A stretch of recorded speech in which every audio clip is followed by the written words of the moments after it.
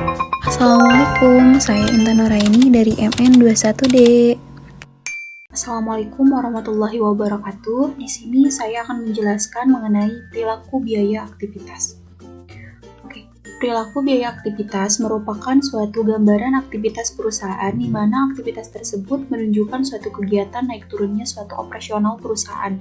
Sehingga ketika biaya yang dikeluarkan terlalu banyak daripada aktivitas tersebut, hal ini akan menjadi suatu kerugian bagi perusahaan di masa mendatang. Asumsi linearitas, perilaku biaya aktivitas didasarkan pada linearitas, yaitu perubahan biaya sejalan dengan perubahan biaya output.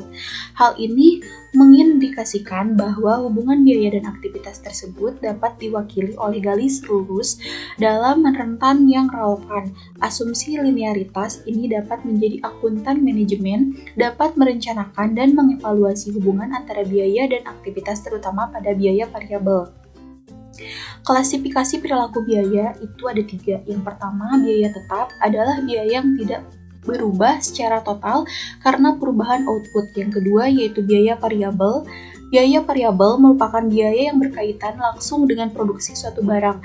Biaya variabel juga terkadang disebut sebagai biaya unit level atau biaya tingkat level. Hal ini dikarenakan berbagai biaya variabel tersebut memiliki banyak variasi dengan jumlah unit yang diproduksi. Yang ketiga yaitu biaya campuran adalah biaya yang jumlah totalnya selalu berubah tetapi tidak proporsional dengan perubahan volume kegiatan perusahaan. Biaya ini memiliki unsur biaya tetap dan biaya variabel di dalamnya. Contohnya yaitu biaya listrik, biaya pemeliharaan, dan biaya telepon. Karakteristik biaya tetap. Yang pertama itu biaya yang jumlah totalnya tetap konstan, tidak dipengaruhi oleh perubahan volume, kegiatan atau aktivitas sampai dengan tingkat tertentu. Yang kedua yaitu pada biaya tetap, biaya satuan atau unit cost akan berubah berbanding terbalik dengan perubahan volume kegiatan. Semakin tinggi volume kegiatan, semakin rendah biaya satuan, semakin rendah pula kegiatan, semakin tinggi biaya satuan. Karakteristik biaya variabel. Yang pertama yaitu biaya yang jumlah totalnya akan berubah secara sebanding atau proporsional dengan perubahan volume kegiatan. Semakin besar volume kegiatan, semakin tinggi jumlah biaya variabel. Semakin rendah volume kegiatan, semakin rendah jumlah total biaya variabel. Yang kedua yaitu pada biaya variabel, biaya satuan tidak dipengaruhi oleh perubahan volume kegiatan. Jadi biaya satuan yaitu sangat konstan.